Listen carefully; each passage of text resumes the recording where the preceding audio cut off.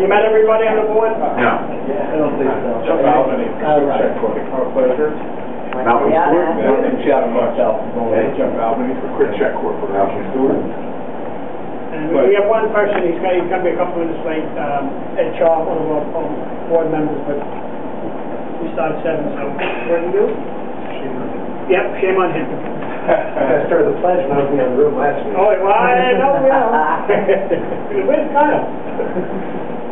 Ready for it? Yep, absolutely. Mayor and everyone else, thank you so much.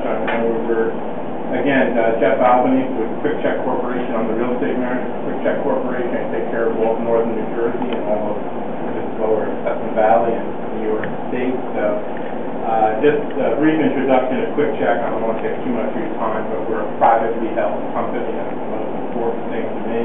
If you're granted our approval for a location like this, it's Quick Check Corporation running the store, not a franchisee. All our employees are Quick Check, privately held company. The Durling family, which were dairy farmers in the 1800s, and a little bit in New York State, and also all through New Jersey too. Now they're just based out of White House. The farm actually is a beef farm now, so but they don't own the plant anymore. But they were dairy farmers, home delivery of milk. Everyone, I remember a little thing, and as we tell our history during the meeting, when home delivery disappeared, milk and jug stores popped up, and that's how our company started with our first store in 1967. So now 126 stores strong. We are building number 9 in New York State, which is over on East Main Street in Middletown by the hospital there. It opened in 2 weeks. We also broke ground on our 10th store up here in New York State, which is in Monroe over on 17M.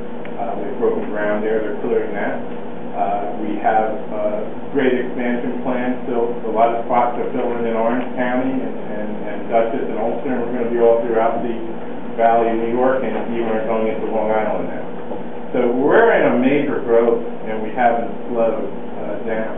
But we're very happy to bring this project to light up here. I've also brought Jeff Martell from Bowler Engineering, who's been a partner of Quick Check now for over 10 years. We use the same folks, we use the same professionals, and when we have the opportunity to get before your board, I promise you we're going to bring a very professional team for us to be able to answer any questions, anything that we can do for you folks. Jeff did bring a couple of things. I think we did submit a few copies of plans too, so everyone could have one. Simple site plan. She also has more 11 by 17 aerials here with our site plan on it. This is a prototypical Quick Check store, 6900, right? There's a dual entrance with our gas offering out front. This is the most important thing that I think is relevant in situations. Quick Check Corporation is a convenience store chain. We dispense fuel. Jokingly, I try to say the same as selling milk, or we sell milk, we sell gas. So gas is a little bit more of a stringent use, but we're going to explain that all to you. Any questions tonight we can answer anything about. I've been with Quick Check for 15 years. I've been in real estate for 5 years. My background is operations. I've run up to 70 locations as a regional master. So when it comes to the real estate and the operations questions, I can answer those and cover you for Quick Check Corporation. We took the opportunity, we are involved in a floodplain scenario now where we've hired the firm of Leonard Jackson to get some answers and hopefully finish a closure. I think we feel pretty confident that we can get through that. It's something that would kill development if we couldn't get through it. So I took this opportunity, again, I thank you, to try to come here and just get any input or any questions or anything that we could possibly answer for you tonight. Just to help us out, we will be engineering these plans in the near future to come into town.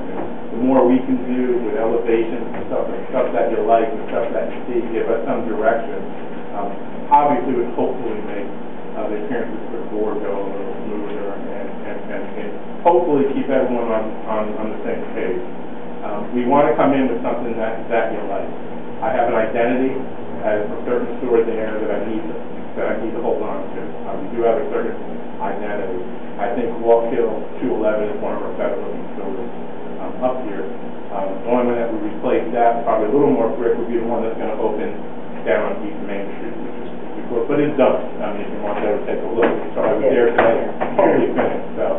Well, I've been at the one over here on 211. I've been at the one in Orchard Park.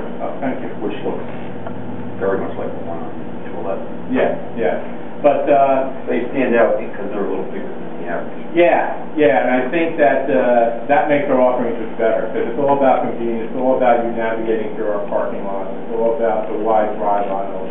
I mean, they're safe, they're convenient. I'd like 211 to dual entrance, which is going to be proposed on this location too, because if you're not dealing with a gas, you can park on the far side until they get to the building without ever even going anywhere near the pump. And we found that people like that, so we try to do it. Where is this in the planning process? We are waiting to come in. We are now doing we started about a month ago, we started the floodplain, which is a pretty drawn-out process. We hope to start engineering and get an application to both by October. That's our plan right now. That's where we are. We haven't had any major. The DOT will meet with us when we make applications. Pretty simple access here. I'll let Jeff talk about the site plan a little bit. We are looking for full access, obviously, on the old connector a little bit. But that's all I have as a brief explanation. Why don't I let Jeff just detail for you a little more the actual site plan, so you have a good idea of exactly what we have. Yeah, we put this board up here just to kind of give you guys a feel for where it is. Kind of a unique property. I have a couple kind of heavy lifts from an engineering side, and a lot of it moves a little bit slower than maybe we would like to anyway. There's a lot of wetlands on the property. The entire property sits in floodplain.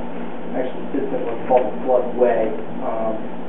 When you do kind of floodplain maps and planning and permitting all associated with that, there's two key terms you'll hear very often. And the way this is mapped right now, with the Village of Goshen flood rules, no development could be allowed here. Okay, in the floodway, which no development is allowed, and that's really responsible.